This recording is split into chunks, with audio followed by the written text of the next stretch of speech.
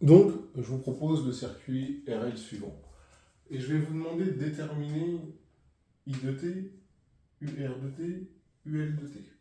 Sachant que, évidemment,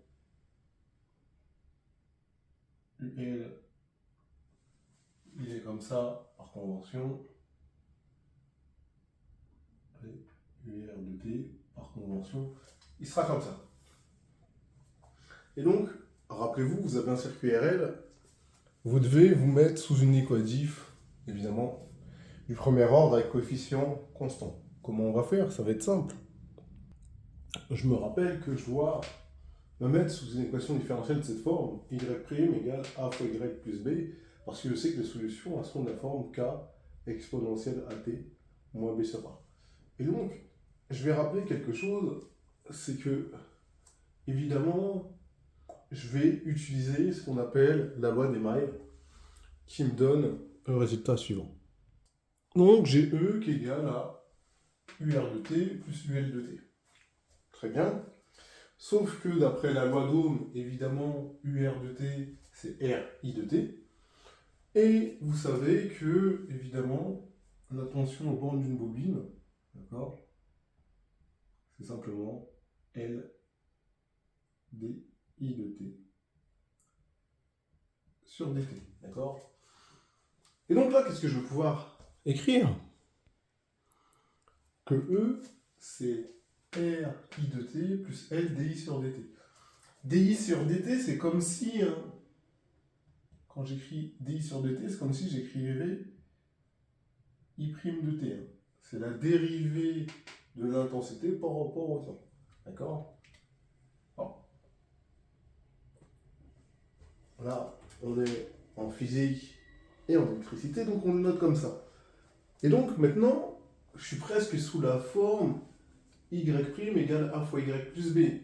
C'est-à-dire que mon y', c'est dI de t sur dt. Donc c'est lui que je vais isoler de façon claire. Donc, j'ai dI sur dt égale E sur L moins R sur L fois I. Évidemment, I de t, I de t. Voilà, je suis bien sous la forme y' égale a fois y plus b. Du coup, pour le mettre dans l'ordre que vous avez l'habitude de le voir, je vais simplement effacer et mettre ça en premier, d'accord? Donc là, vous avez y' égale a fois y plus b. Et donc, vous savez que les solutions elles sont de cette forme-là. Donc,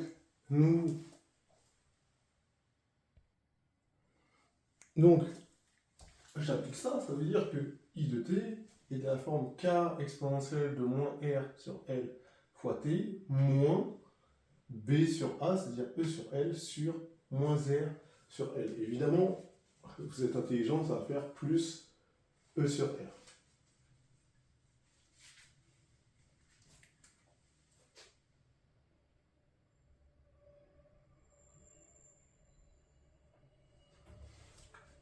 Ok, maintenant que j'ai ça, évidemment, il faut que je trouve la constante K.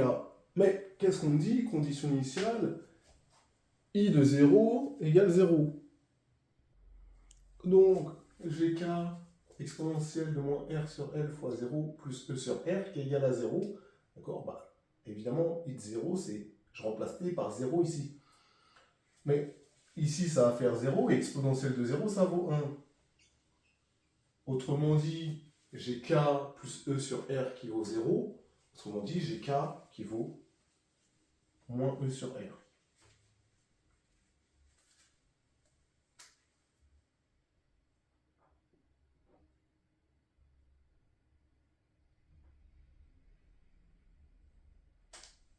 D'accord?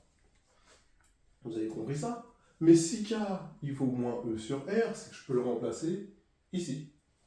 D'accord? Bah, c'est ce que je vais faire, parce que j'ai pas envie de tout réécrire. Moi, j'ai le droit, j'ai un tableau. Donc,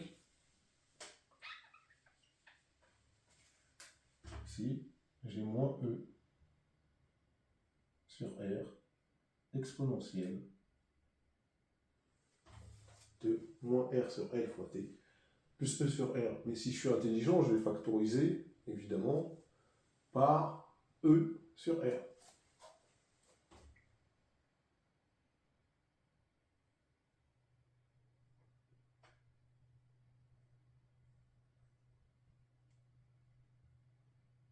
Donc ça me fait E sur R, facteur de 1, moins exponentielle de moins R sur L fois T. Voici l'expression de I de T. Donc je vais pouvoir la mettre en haut et passer à UR de T et UL de T. Donc le calcul de UR de T, c'est simple. J'ai la loi d'Ohm. Donc UR de T égale RI de T. Donc je vais multiplier ce terme-là par R et ça va simplement me donner E facteur de 1 moins exponentielle de moins R sur L fois T. Et voilà l'expression de UR de T. Maintenant, UL de T, j'ai deux façons de le faire. Je vais vous donner les deux façons, puisque je suis gentil aujourd'hui.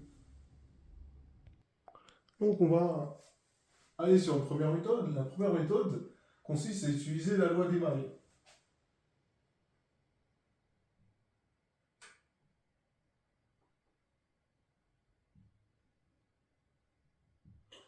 La loi d'Émail, qu'est-ce qu'elle me dit? Elle me dit que E égale UR de T plus UL de T. Autrement dit, que E moins UR de T égale UL de T. D'accord? Bon. Ça veut dire que, évidemment, UL de T, donc ce sera E moins UR de T qu'on a là, E facteur de 1 moins exponentielle de moins R sur L fois T. Bon, évidemment, quand vous développez, puis vous réduisez, vous allez avoir E moins E qui va sortir, et il va vous rester E exponentielle de moins R sur L fois T. Donc ça, c'était la première méthode. La deuxième méthode consiste à se rappeler que UL de T,